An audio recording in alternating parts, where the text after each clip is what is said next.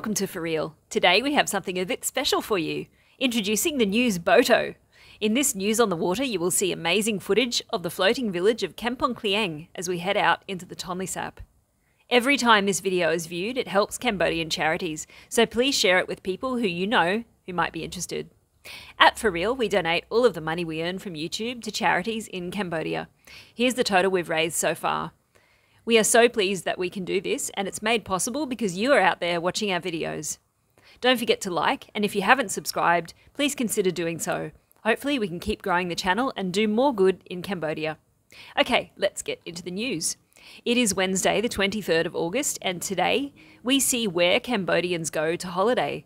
We will check out the top 5 deported nationalities, look at a great escape, and more good news for the kingdom. A survey has found that health and safety risks dominate the outbound travelling concerns of Cambodian nationals. Over 65% of the survey participants said that they were concerned about possible health and safety risks while travelling abroad. Other concerns they had included the increased price of travelling and confusion about rules and regulations in foreign countries. Vietnam and Thailand appeal as prime tourism destinations for a majority of Cambodians, while many youths aspire to visit South Korea, allured by the K-pop culture. According to the Vietnam National Administration of Tourism, Cambodian nationals now constitute the largest growing segment of Vietnam's tourism market. With an increase of 338% during the first half of this year, Cambodian tourists were the group with the largest growth among international visitors. The Managing Director of All Dreams Cambodia and Vice Chairman of the EuroCham Tourism and Hospitality Committee said that Asian destinations, including Japan, are also popular with Cambodians. He stated, "Among young Cambodians, we have been seeing some changes in travel habits as they are increasingly seeking ecotourism experiences, being surrounded by nature, whereas Cambodian families prefer a private villa getaway." The announcement of the new smoking regulations that may be introduced soon caused a lot of confusion. It will be like other countries that have done this. You can smoke in Siem Reap, just not in confined spaces such as restaurants and pubs. As in other countries, smoking areas will be designated if you wish to smoke. In more smoking-related news, the Cambodian Movement for Health and other NGOs have announced support for the Ministry of Economy and Finance proposal to implement a tax on imported cigarettes. The tax will be 500 Riel or 13 cents per pack to reduce the number of deaths due to smoking in Cambodia. According to a research report from Sitkar Tobacco Tax Index 2022, Cambodia still has a comparatively low tax rate on tobacco products, with a tax rate of just 25% for domestic cigarettes and 31% for imported cigarettes. Compare that with Thailand, where the taxes are 79%, and the Philippines 72%. It's a huge difference. It should be noted that raising the tobacco tax will help the state get more tax revenue to help with treatment of smoking-related illnesses. It will also help reduce the rate of smokers and prevent death due to tobacco use. In Cambodia, 15,000 people die each year from diseases caused by tobacco use, and 33% of those deaths are people in the lowest income bracket. Remember, do not go skinny dipping in Cambodia. Provincial authorities in Battambang province stated that a man who was attacked by a fish while in the river was not attacked by a piranha. Thank goodness for that. Instead, they say he was bitten by a local fish.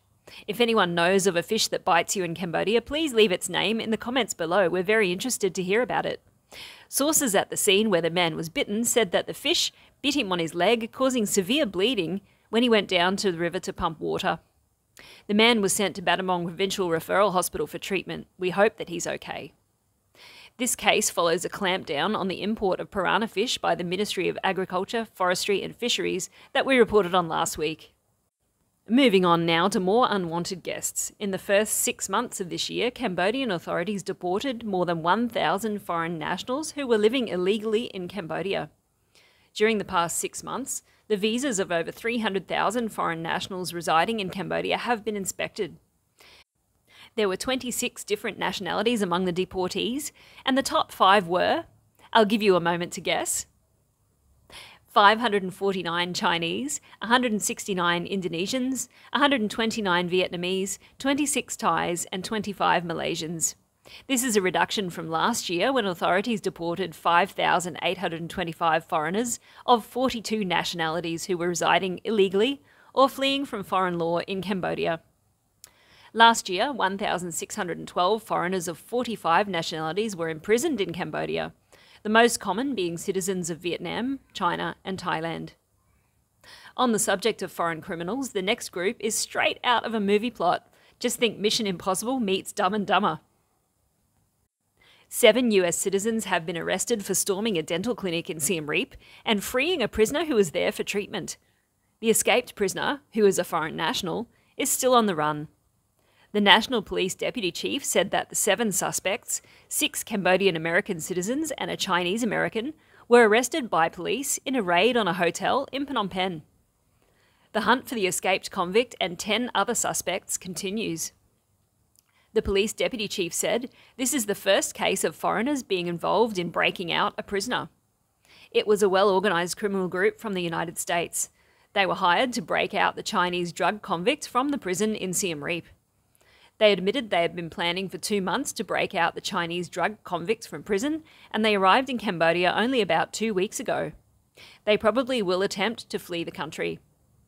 Security along the borders has been stepped up, and all provincial checkpoints bordering Thailand, Vietnam and Laos have been instructed to strictly scrutinise departing foreigners so that the suspects can be apprehended. Cambodian authorities have also alerted neighbouring countries as well as the International Criminal Police Organisation to help apprehend the suspects. So what actually happened though? Well, a group of 5 masked gunmen stormed a dental clinic in Siem Reap to free a Chinese prisoner while he was there receiving treatment. 4 prison officers brought the convicted drug trafficker to the clinic for treatment. The officers were stationed outside the treatment room when suddenly a group of 5 masked gunmen entered the clinic. During the raid, the 5 gunmen pointed their weapons at the officers and handcuffed them. After the officers were handcuffed, the men freed the prisoner, took him to a waiting vehicle and fled the scene.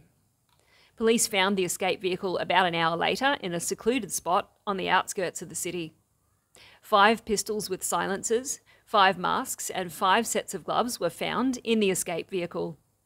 Here's a picture of the weapons and the masks they used in the escape plan. I wonder how many masks you can find.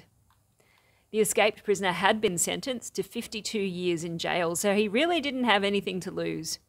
Just like the escaped criminal, the statue in this next story needs some cosmetic surgery. Pagoda authorities have accepted donations to complete the correction of a giant Buddha statue that was widely criticised for having an oddly proportioned face. So a bit like Jeremy.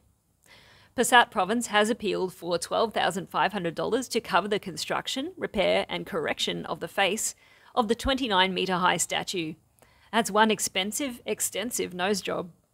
The provincial administration issued a statement stating it would re-examine the design of the statue and admitted that the construction of the statue was done by a craftsman with little knowledge and limited technique. The Pasat provincial administration stated that it will advise the specialised departments to cooperate with the technicians and the pagoda chief to continue to thoroughly examine and evaluate the shortcomings of the statue, which should be improved accordingly. I think the Ministry of Cults and Religion should investigate the matter immediately. Now, a good news story that relates directly to the footage you're watching right now. 2 NGOs or charities have joined with a private company to produce eco-bricks from plastic waste in a novel initiative to address the issue of environmental pollution.